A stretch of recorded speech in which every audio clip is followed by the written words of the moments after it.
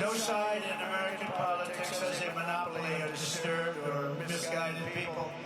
As you know, the depraved assassin who planned and executed Charlie's killing has been arrested and charged with capital murder.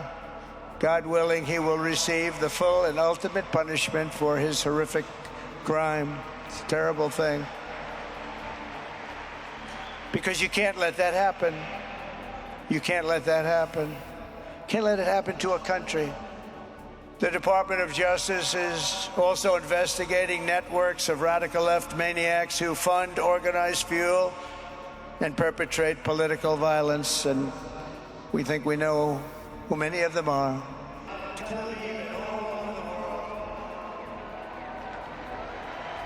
But law enforcement can only be the beginning of our response to Charlie's murder.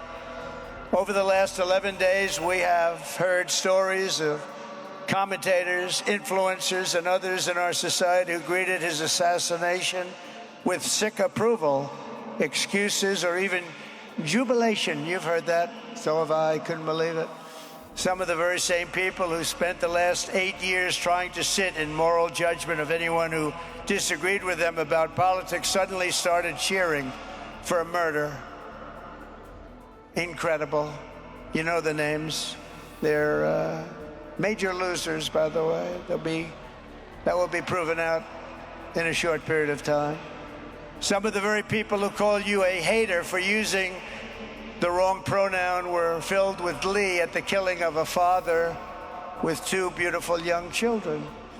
And the same commentators who this week are screaming fascism over a canceled late-night TV show where the anchor had no talent and no ratings.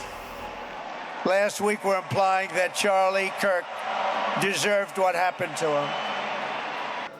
Over the last 11 days, we have heard stories of commentators.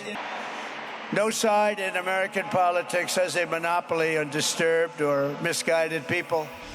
But there's one part of our political community which believes they have a monopoly on truth, goodness, and virtue, and concludes they have also a monopoly on power, thought, and speech. Well, that's not happening anymore. We've turned that corner very quickly.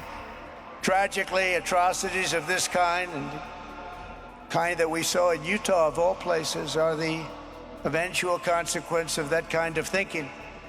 If speech is violence, then some are bound to conclude that violence is justified to stop speech. And we're not going to let that be justified. The tradition of reason and open debate that Charlie practiced is not a pillar of our democracy. In many ways, it's the basis of our entire society.